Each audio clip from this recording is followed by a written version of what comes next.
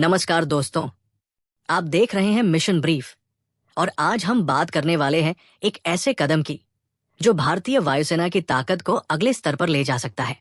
सोचिए, आसमान में गरजता हुआ एक स्टेल्थ फाइटर दुश्मन की राडार से लगभग गायब और कॉकपिट में बैठा एक भारतीय पायलट।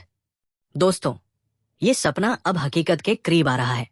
भारतीय वायुसेना अब रूस के Su-57E यानी 5वीं पीढ़ी के स्टेल्थ फाइटर जेट को भारत में ही बनाने की तैयारी कर रही है।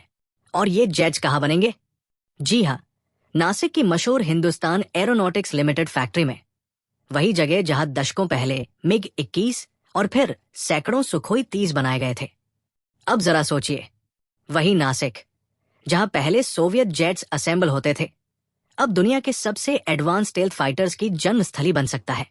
ये सिर्फ एक सौदा नहीं है, बल्कि भारत के लिए एक नया युग है। एक ऐसा युग जहां हम सुपर क्रूज, एडवांस एवियोनिक्स और स्टेल्थ टेक्नोलॉजी से लैस होकर चीन के J-20 जैसे खतरों का सामना कर सकते हैं। रूस भी इस प्रोजेक्ट को लेकर नासिक को पहली पसंद मान रहा है। अगर सब ठीक रहा तो हिंदुस्तान एरोनॉटिक्स लिमिटेड यहां पर 36 से 48 Su-57E जेट्स तैयार कर सकता है। और खास बात यह है कि 60% से ज्यादा काम लोकल इंडस्ट्री को मिलेगा, यानी भारतीय इंजीनियर्स, भारतीय टेक्नोलॉजी और भारतीय नौकरियों को एक बड़ा बूस्ट। लेकिन एक सवाल उठता है, नासिक तो पहले से ही व्यस्त है।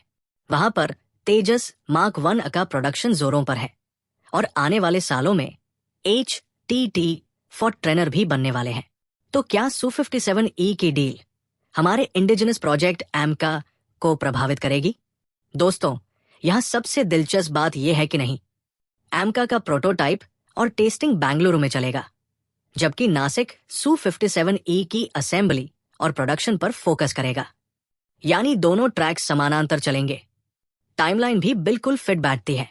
तेजस मार्क 1 का प्रोडक्शन 2031 तक खत्म हो जाएगा और ठीक उसी वक्त नासिक खाली होकर Su-57E की लाइन में शिफ्ट हो सकेगा।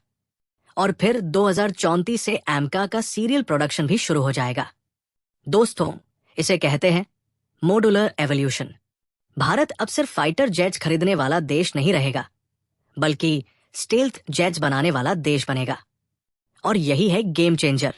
तो दोस्तों, आपको क्या लगता है, क्या Su-57E भारत की स्काईलाइन को बदल देगा, या हमें सीधा AMCA पर ही फोकस करना चाहिए? कमेंट में अपनी राय जरूर बताइएगा। अगर वीडियो अच्छा लगा हो तो मिशन ब्रीफ को सब्सक्राइब कीजिए और जुड़े रहिए ऐसे ही दमदार डिफेंस अपडेट्स के लिए। धन्यवाद। जय हिंद।